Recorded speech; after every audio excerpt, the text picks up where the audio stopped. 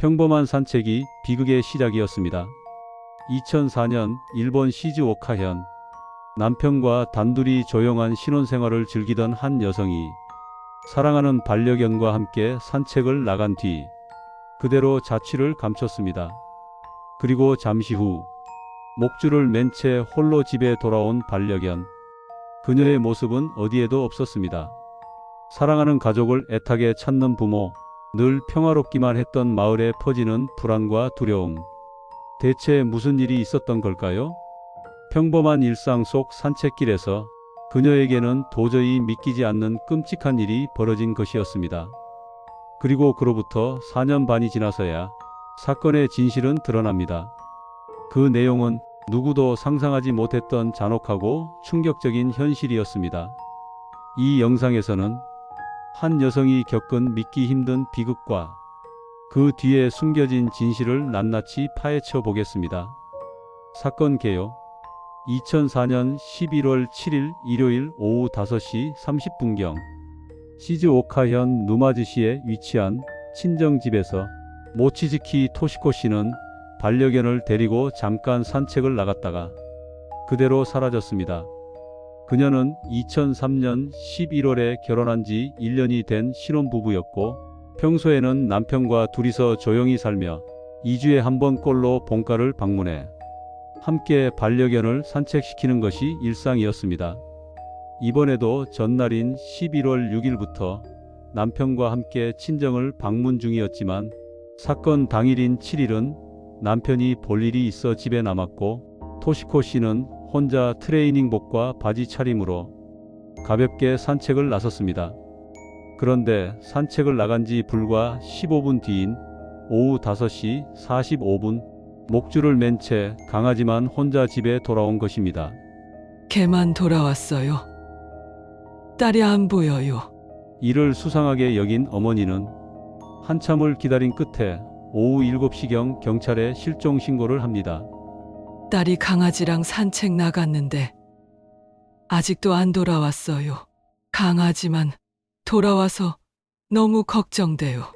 가족들은 동네 곳곳을 수색했지만 토시코 씨의 모습은 어디에도 없었습니다. 그녀의 직장 상사는 이렇게 증언했습니다. 그녀는 정말 책임감이 강한 사람이었어요. 밝고 성실하고 동료들과도 원만하게 잘 지내는 성격이었죠. 실제로 토시코 씨는 가족이나 직장에 아무 말도 없이 사라질 사람이 아니었습니다. 그녀의 갑작스러운 실종은 누가 봐도 이상했고 설명이 되지 않았습니다. 대체 그녀에게 무슨 일이 있었던 걸까요? 사건의 경과.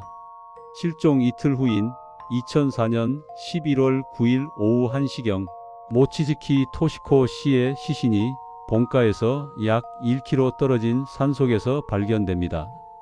위치는 시즈오카현 누마즈시 미야모토 지구의 삼나무 숲으로 지역 경찰이 직접 수색 중 발견했습니다. 그곳은 경사면이 가파르고 차량 접근이 어려운 외진 곳이었으며 별장지대나 농작업자 외에는 평소 일반인이 출입할 이유가 없는 장소였습니다. 시신 발견 상황. 시신은 도로에서 약 10m 아래의 산비탈에 걸쳐 있었으며 삼나무 가지에 일부 옷이 걸려 있는 상태로 발견되었습니다. 현장을 목격한 경찰에 따르면 의복이 흐트러져 있었고 얼굴에는 강한 외상의 흔적, 그리고 목 전체를 둘러싼 깊은 자창이 남아 있었습니다. 흉기의 정체. 시신 근처에서는 부러진 커터칼의 칼날이 먼저 발견되었고 약 200m 떨어진 지점에서는 해당 커터칼의 본체도 수거되었습니다. 이 커터칼은 건설 현장에서 주로 사용되는 특수한 산업용 커터로 당시 시즈오카현 내에서 연간 약 100개 정도만 유통되던 희귀 제품이었습니다. 또한 해당 모델을 판매하는 점포도 시즈오카현 내 단 15곳에 불과했죠. 이 단서는 경찰이 범인을 건설업계 종사자 혹은 그 주변 인물로 좁히는 계기가 되었습니다. 즉, 지역 사정에 밝고 해당 커터칼을 쉽게 구입할 수 있는 환경에 있는 인물이 의심 대상이 된 것입니다. 부검 소견. 정밀 부검 결과 사망 원인은 출혈성 쇼크로 목의 자창이 직접적인 원인이었으며 사망 시점은 실종 당일 오후 중으로 추정되었습니다. 현장 주변에서의 발견물. 경찰은 현장과 그 인근에서 토시코 씨가 산책 시 사용하던 물품들을 추가로 수거했습니다. 그 중에는 다음과 같은 물건들이 있었습니다. 휴대용 손전등, 강아지 배설물을 처리하기 위한 일회용 젓가락. 이 두 가지는 토시코 씨가 항상 산책할 때 들고 나가던 것들이었습니다. 해당 물품은 본가에서 약 300m 떨어진 지점에서 발견되었습니다. 경찰견은 이 장소 근처에서 발걸음을 멈추며 냄새에 반응했습니다. 이를 통해 수사팀은 이 지점에서 피해자가 차량에 태워졌을 가능성이 높다고 판단했습니다. 그리고 당시 인근 골프장에서 근무 중이던 직원 한 명의 증언도 수사에 중요한 실마리를 더합니다. 손님을 배웅하고 돌아가던 중 근처에서 강아지가 격렬하게 짖는 소리를 들었어요. 평소와는 다른 느낌이었죠. 이 시점은 사고 당일 오후 5시경, 즉 토시코 씨가 실종되던 바로 그 시간대였습니다. 결국 경찰은 이 시각에 토시코 씨가 납치되고 있었을 가능성이 매우 높다고 판단합니다. 용의 차량에 대한 목격 정보. 그날 산자락에는 낯선 차량 2대가 있었습니다. 시신이 발견된 삼나무숲 근처 도로. 이곳은 평소 차량 통행이 거의 없는 조용한 외진 길이었습니다. 그런데 사건 당일 그곳에서 2대의 낯선 차량이 목격되었습니다. 그중 한 사람은 근처 회사에 다니는 40대 남성 목격자였습니다. 그는 퇴근길에 차밭 옆 도로를 지나던 중 산으로 이어지는 좁은 진입로 앞에 2대의 차량이 정차되어 있는 것을 봤습니다. 목격된 차량은 다음과 같습니다. 한 대는 누마즈 번호판을 단 흰색 승용차, 운전자는 50대 중반으로 보이는 남성이었습니다. 또 다른 한 대는 흰색 외건형 차량으로 차량 안에는 아무도 타고 있지 않았습니다. 그는 두 차량 모두 오후 6시경 그 자리를 떠나는 모습을 목격했다고 진술했습니다. 또 다른 남성 목격자는 같은 날 오후 4시 30분경 근처 별장지대로 올라가는 언덕길에서 전조등을 켜지 않은 채 산으로 들어가는 흰색 차량 한 대를 목격했습니다. 해는 이미 지고 있었고 주위는 어두워지고 있었지만 그 차량은 전조등이 꺼진 채 조심스럽게 운전하고 있었다고 합니다. 누군가에게 들키지 않으려는 의도처럼 보였다는 것이 그의 말입니다.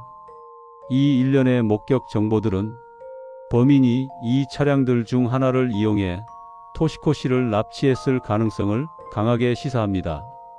시간대와 장소, 차량 색상, 그리고 목격자의 설명이 수상할 정도로 일치하고 있었기 때문입니다. 하지만 경찰은 당시 확보한 차량 정보만으로는 차량 소유자나 운전자 신원을 특정할 수 없었고 수사는 여기서 또 한 번 벽에 부딪히고 맙니다. 경찰은 그 이후에도 차량 관련 단서를 쫓았지만 시간이 흐를수록 결정적인 단서는 나타나지 않았고 수사는 점점 장기화의 길로 접어들었습니다. 참고사항. 이 목격 정보는 일본 경찰이 시신 발견 직후부터 집중적으로 추적한 핵심 단서였습니다. 하지만 차량 정보는 실명 확인이나 번호판 식별로 이어지지 않아 수사는 한동안 정체 상태에 빠지게 됩니다. 수사 장기화. 시신이 발견된 후에도 수사는 좀처럼 진전을 보이지 않았습니다. 목격자의 증언, 특수 커터칼, 수상한 차량 정황 등 여러 단서가 있었지만 결정적인 물증은 없었고 시간은 무심히 흘러가기만 했습니다. 사건 발생 후 2년 6개월이 지난 2007년 6월 29일 일본 경찰청은 특별보상금 제도를 공식 적용합니다. 이는 유력한 제보자에게 최대 300만 엔의 보상금을 지급하는 제도였습니다. 국가 차원의 수사 특별 조치가 내려졌다는 것, 그만큼 이 사건이 중대하고 장기화되고 있다는 의미였습니다. 하지만 결국 1년 뒤인 2008년 6월 보상금 지급 기한이 만료되었습니다. 그때까지도 사건 해결의 실마리는 전혀 나타나지 않았고 수사는 사실상 제자리 걸음 상태였습니다. 현장 주변의 흔적과 정황 증거만으로는 범인을 특정하는 것이 불가능했고 경찰은 긴 침묵의 시간을 견뎌야 했습니다. 그리고 사람들의 기억 속에서도 이 사건은 점점 잊혀져 가는 듯 보였습니다. 4년 반 만에 전격 체포. 하지만 사건 발생 4년 6개월이 지난 2009년 5월 20일 수사팀은 마침내 한 남성을 살인 및 사체 유기 혐의로 긴급 체포합니다. 체포된 인물은 시즈오카현 누마즈시 신사와정에 거주하던 남성. 경찰은 이 남성이 바로 모치즈키 토시코 씨를 살해한 용의자라고 판단한 것이었습니다. 그의 이름은 마츠이 케니치, 체포 당시 43세. 그는 대체 어떤 인물이었을까요? 그리고 어째서 4년 반이 지난 지금 그는 범인으로 지목되었을까요? 범인의 정체와 범행 경위. 경찰이 체포한 남성은 마츠이 케니치, 당시 43세. 사건이 발생했을 때는 38세였습니다. 그는 한때 건설 현장에서 일하던 전직 작업자였고 사건 당시에는 별다른 직업 없이 지역 아파트 단지에서 조용히 살아가고 있던 남성이었습니다. 경찰 조사 이후 그가 근무했던 건설 회사 동료들은 이렇게 증언했습니다. 말수가 적고 조용한 성격이었어요. 누군가에게 먼저 다가가거나 나서는 일은 거의 없었죠. 하지만 묵묵히 자기 할 일을 하는 타입이었고 성실히 일하면 좋은 기술자가 될 수 있을 거라 생각했습니다. 회사 내에서도 특별히 문제를 일으킨 적은 없었어요. 그가 일하던 곳은 친척이 운영하던 건설 회사였고 어려운 가정 환경 속에서 여동생과 함께 회사 기숙사에서 생활하고 있었다는 사실도 확인됐습니다. 평범한 아파트 생활. 사건 발생 후 약 2년이 지난 2006년 마츠이는 한 여성이자 어머니인 사람과 함께 누마즈시 시내의 저층 아파트로 이사했습니다. 그는 당시 주변 이웃들과도 교류를 이어갔고 매번 아파트 주민 모임에도 빠짐없이 참석했으며 주말이면 아이들과 함께 외출하는 모습도 자주 포착되었습니다. 아이들과 함께 있던 조용한 남자. 이웃 주민들 대부분은 그를 단지 조용하고 성실한 아버지 정도로 인식하고 있었습니다. 그렇게 아이들과 잘 지내던 사람이 솔직히 믿기지 않았어요. 설마 저 조용한 사람이 그런 일을? 하고 모두들 놀랐죠. 여동생? 아내? 오해와 혼란. 일부 이웃들은 그가 여동생과 함께 사는 모습을 보고 그녀를 아내로 오해하기도 했고 아이와 함께 있는 장면을 보고는 가족 단위로 살고 있는 것 같다고 받아들였습니다. 하지만 경찰 조사 결과 함께 살고 있던 여성은 실제로 그의 아내나 동거 중인 연인이었고 그 아이는 여성의 자녀일 가능성과 함께 마츠이 본인의 아이일 가능성도 완전히 배제할 수는 없는 상황이었습니다. 마츠이에 대한 개인 정보는 일부 문서가 삭제되어 있거나 불명확하게 정리된 상태로 정확한 가족 관계나 생활 실태에 대해서는 확정적으로 단정하기 어려운 점도 있었습니다. 겉으로는 평범해 보였던 남자.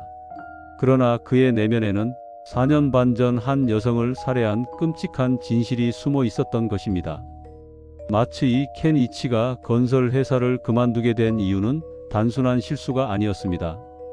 그는 회사 내에서 여성 관련 문제로 트러블을 일으켰고 결국 퇴사하게 되었습니다. 당시 그의 사장은 마츠이의 사촌으로 16살 때부터 그를 돌봐왔던 인물이었습니다. 그 사장은 이렇게 증언합니다. 회사에서 문제를 일으킨 뒤 마츠이가 제 발로 찾아왔어요. 이번엔 정말 성실히 일할게요. 다시 한 번만 기회를 주세요.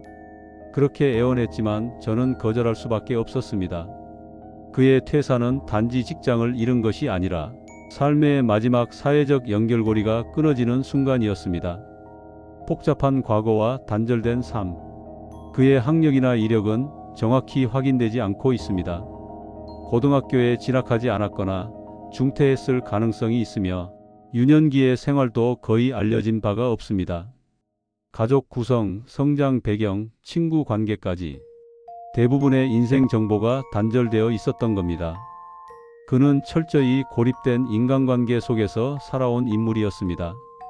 겉으로는 조용하고 사람들과 문제없이 지내는 듯 보였지만 내면에서는 서서히 그리고 분명히 무언가가 무너지고 있었던 것입니다. 범행 당일 그는 단 20분 만에 모든 걸 끝냈다. 2004년 7월 6일 오후 5시 40분경 시즈오카현 누마즈시의 어느 조용한 도로에서 마츠이는 자신의 차량을 도로에 멈춰 세웁니다. 잠시 후 산책 중이던 토시코 씨가 차량 앞을 지나가자 그는 갑자기 문을 열고 나와 힘으로 그녀를 차량 안으로 납치합니다. 그는 차를 몰고 인적이 드문 외곽의 산길로 이동했고 차 안에서 강제적인 성범죄를 저지릅니다. 피해자 토시코 씨는 그에게 분명히 말합니다. 절대 용서 못해 경찰에 신고할 거야. 그 말 한마디에 마츠이는 입막음을 결심합니다. 20분 후인 오후 6시경 그는 차량을 몰아 산 중턱의 삼나무 숲 근처에 도착합니다. 그리고 그녀에게 이렇게 말합니다. 옷을 벗어. 신분 노출을 두려워한 그는 피해자를 완전히 무력하게 만든 뒤 등을 밀쳐 숲속으로 걷게 했고 그녀가 앞서 걸어가자마자 뒤에서 머리카락을 잡고 준비해둔 8cm 커터칼로 그녀의 목을 여러 차례 찔렀습니다. 사건 당일 납치부터 살해까지 걸린 시간은 단 20분. 그 짧은 시간 동안 한 여성의 삶은 파괴되었고 한 남성은 돌이킬 수 없는 죄를 저질렀습니다. 미리 준비된 칼 충동이 아니었다. 조사 결과 마츠이는 살인에 사용한 커터칼을 사전에 소지하고 있었으며 납치와 이동 경로, 시간까지 감안하면 이 범행은 순간의 충동이 아닌 계획성이 일부 있었던 것으로 해석됩니다. 그는 묵묵히 일하던 조용한 이웃이었지만 그 내면은 이미 깊게 병들어 있었던 것입니다. 그녀와 함께 있던 개는 어떻게 집에 왔을까요? 많은 사람들이 이 사건을 들으며 처음 떠올린 궁금증이 있습니다. 그녀와 항상 함께 산책하던 개는 그날 어떻게 무사했을까? 사건 당시 피해자 모치즈키 토시코 씨는 작은 반려견과 함께 저녁 산책을 나갔습니다. 범행이 발생한 날도 마찬가지였습니다. 하지만 현장이나 시신에서는 개의 털, 물림 자국, 발톱 흔적 같은 방어의 흔적이 전혀 발견되지 않았습니다. 경찰은 이를 근거로 그녀가 데리고 있던 개가 치와와나 포메라니안처럼 체구가 매우 작은 견종일 가능성이 높다고 판단했습니다. 즉, 범행을 인지하거나 막을 수 있는 상황이 아니었을 가능성이 높다는 것입니다. 수사 결과에 따르면 마츠이는 피해자를 차량에 강제로 태우기 전 먼저 개를 차량에 태운 뒤 차 안에 남겨두었거나 혹은 납치 직후 개만 풀어준 것으로 추정됩니다. 정확한 시점은 불분명하지만 살인 직전에 개를 따로 내려보낸 정황이 뚜렷합니다. 그 개는 이후 자력으로 집까지 돌아온 것으로 확인됐습니다. 밤늦게 개는 돌아왔는데 피해자가 돌아오지 않자 가족은 즉시 이상함을 감지하고 경찰에 실종 신고를 접수했습니다. 범행 후에도 너무나 태연했던 남자. 범행을 저지른 후 마츠이는 피해자의 일부 옷을 폐기하는 등 증거인멸 시도를 했습니다.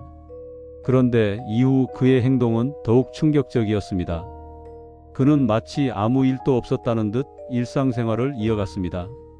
사건 직후에도 그는 아이와 외출하고 주민들과 마주치면 인사하며 평범한 가장의 모습을 유지했습니다.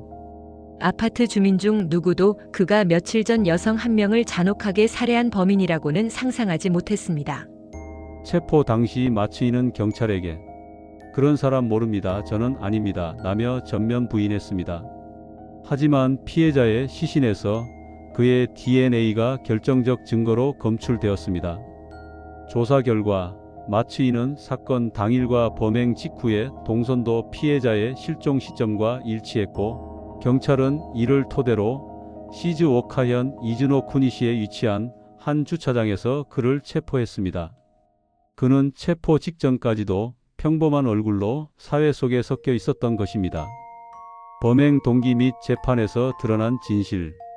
재판 과정에서 드러난 사실에 따르면 마츠이가 모치즈키 토시코 씨를 습격한 이유는 순전히 성적 욕망을 충족시키기 위해서였습니다. 그는 사전에 피해자와 아무런 관계도 없었고 사건 당일 우연히 길을 걷던 여성을 대상으로 삼았습니다.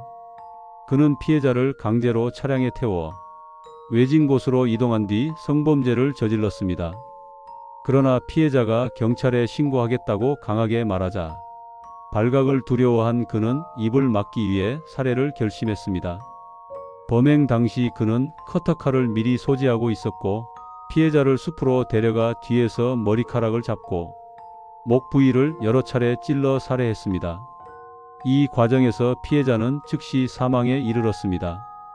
재판부는 이 사건을 사전 계획성이 없는 성범죄 발각 회피를 위한 살인으로 판단했습니다. 즉, 살인의 직접 동기는 증거인멸 및 자기보호였지만 그 출발점은 철저히 가해자의 성적 욕망이었습니다. 또한 조사 결과 마츠이는 피해자를 임의로 태운 뒤 성범죄를 저지르고 그 직후 곧바로 살인을 저질렀다는 것이 입증되었습니다.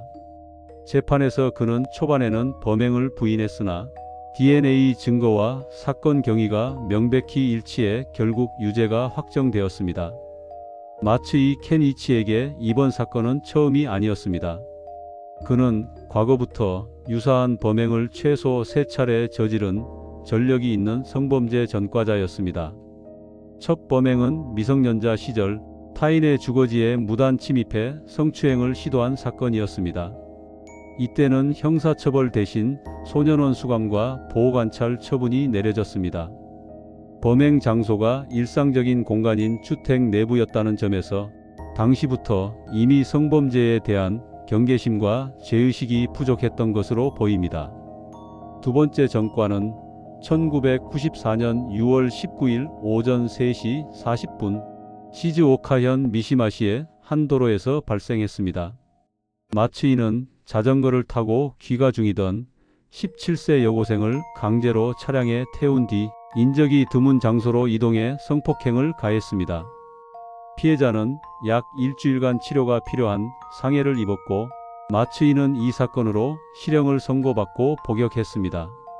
피해자의 나이와 상황, 범행 시각 등을 고려하면 그는 계획적으로 취약한 타이밍을 노린 범행을 저지른 것으로 해석됩니다.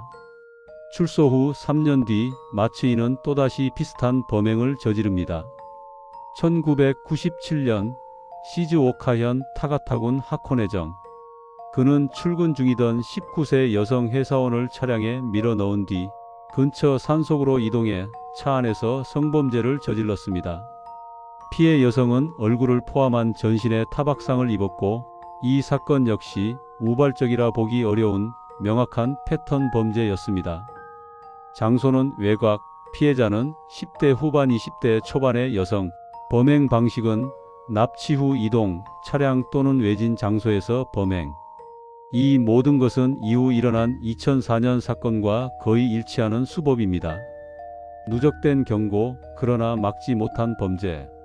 세 번의 전과 모두 공통적으로 10대 20대 여성을 표적으로 삼았고 차량과 외진 장소를 이용해 성범죄를 실행한 점에서 마츠이의 범행은 충동이 아닌 일관된 패턴 범죄에 가까웠습니다. 그러나 안타깝게도 이 전과들에도 불구하고 그는 사회 속으로 다시 스며들었고 결국 2004년 모치즈키 토시코 씨를 납치 성폭행 살해하는 끔찍한 범행으로 이어지게 됩니다. 재판 결과 유죄 확정까지의 전개. 모치즈키 토시코 씨가 실종된 지 6년 2개월 그리고 용의자 마츠이가 체포된 지 8개월 후인 2010년 1월 31일 시즈오카 지방재판소에서 그의 첫 재판이 열렸습니다. 이날 재판에서 마츠이 측 변호인은 피고인의 의견 진술서를 낭독하며 변론을 시작했습니다. 그는 마츠이의 말을 인용해 만약 용서받을 수 있다면 피해자를 위해 선양에 술 한 잔이라도 올리고 싶다고 전하며 피고인이 일정 부분 반성하고 있음을 강조했습니다. 또한 변호인은 다음과 같은 사정을 호소했습니다. 사건은 사전에 계획된 것이 아니었다는 점, 마츠이가 어린 시절 어머니로부터 사랑을 받지 못하고 성장한 환경, 교화 가능성을 보여줄 수 있는 정서적 결핍 요인 등을 언급하며 감형의 여지를 주장했습니다. 검찰의 논리와 최종 판단. 반면 검찰 측은 단호한 논리를 펼쳤습니다. 범행 동기 자체가 성적 욕망이라는 점에서 극도로 악질적이며 피해자가 아무런 이유 없이 생명을 잃었다는 사실, 피고인이 이미 중대한 성범죄 전과를 2개나 가지고 있다는 점을 강조했습니다. 또한 마츠이의 반성 진술에 대해 단순한 형량 감형을 위한 진술일 뿐 피해자와 유족의 고통을 진심으로 이해하고 있다고 보기 어렵다고 평가했습니다.